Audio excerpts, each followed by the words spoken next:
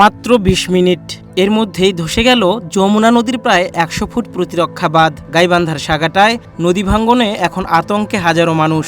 তিস্তা, ব্রহ্মপুত্র ও যমুনা নদী সহ সবগুলো নদীতে পানির বৃদ্ধির সাথে সাথে শুরু হয়েছে ব্যাপক ভাঙ্গন।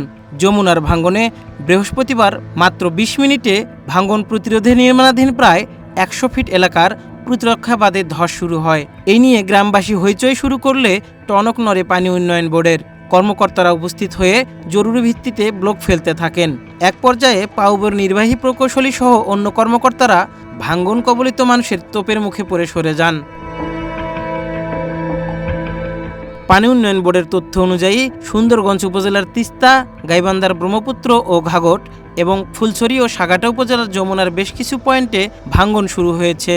হরিপুর, পুটিমারি, কাপাসিয়া ছাড়াও গাইবান্ধার কামারজানি এবং ফুলছড়ি উপজেলার বালাসীঘাট, উরিয়া, সিঙ্গিজানি ও সাগাটা উপজেলার হলদিয়া, গোবিন্দপুর গ্রামসহ অন্তত ১৪টি গ্রাম অব্যাহত ভাঙ্গনের মুখে পড়েছে।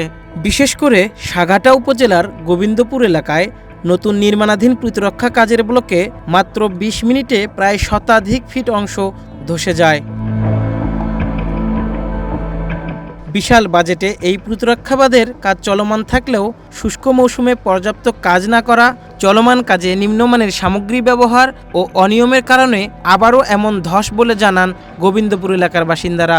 তাদের সাথে কথা বলে জানা যায়, যমুনার ভাঙ্গনে বিশাল এই গ্রামটির ২/৩ নদীতে বিলীন হয়ে গেছে। এখন এই অংশটুকু রক্ষা করতে না পারলে হারিয়ে যাবে পুরো গ্রামটি। সেই সাথে ঘর ও জমিহারা হবেন শত শত মানুষ।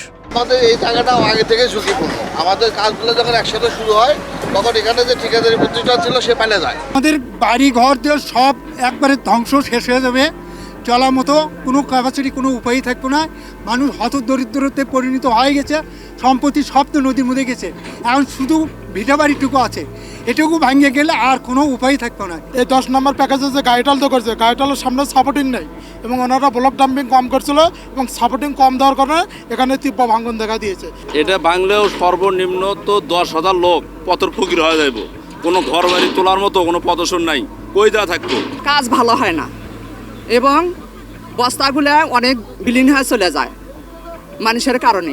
রিকোয়েস্ট, ভেরি রিকোয়েস্ট, এই 10 নম্বর পয়েন্টের কাজটা আমি শক্ত মজবুত চাই। এই পয়েন্টে বস্তা পড়েনি কে, বলবো পড়েনি কে, সবখানি পড়ছে, এখানে পড়েনি কে। বন্যা প্রতিরক্ষা বাঁধের এমন ধসে যাওয়া নিয়ে গাইবান্ধা পানি উন্নয়ন বোর্ডের নির্বাহী প্রকৌশলী বলেন, প্রথমত বলবো এখানে আতঙ্কিত হওয়ার কিছু নেই। প্লেসিংটা করা হয়েছিল শুধুমাত্র ব্যাংক শিফট যেন না হয়, এই কারণে প্লেসিংটা করা। কাজ সমাপ্ত হবে ডিসেম্বরে। এখনও আমাদের ডাম্পিং কমপ্লিট হয়নি। ডাম্পিংটা কমপ্লিট হলে এখানে আর ভাঙ্গনের ইনশাল্লাহ সম্ভাবনা থাকবে না। আর আমরা কাজ করছি, ইতোমধ্যে ভাঙ্গনকে প্রতিহত করা সম্ভব হয়েছে। আর যেন ভাঙ্গন বৃদ্ধি না পায় তার জন্য আমরা কাজ করছি, আমরা সারা রাত কাজ করব। এলাকাবাসীরা আরও জানান, অত্র এলাকার কিছু অসাধু ও প্রভাবশালী চক্র বাঁধ সংলগ্ন নদী থেকে অবৈধভাবে বালু বিক্রি করছে।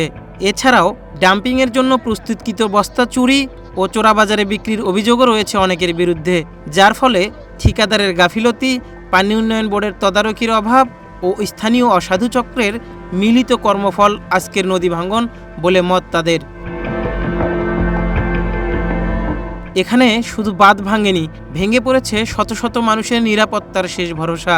আর তাই গোবিন্দপুরে এখন আতঙ্ক, কান্না আর অনিশ্চয়তা, যেখানে প্রতিটি মুহূর্তে নদী গিলে খাচ্ছে জমি, ভেঙে যাচ্ছে বসতভিটা। নদীর পাড়ে দাঁড়িয়ে অসহায় চোখে নিজের সব কিছু হারিয়ে যেতে দেখছে মানুষ।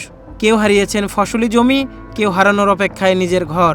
তাই দ্রুত, স্থায়ী ও কার্যকর পদক্ষেপ না নিলে হারিয়ে যেতে পারে পুরো গ্রামটি।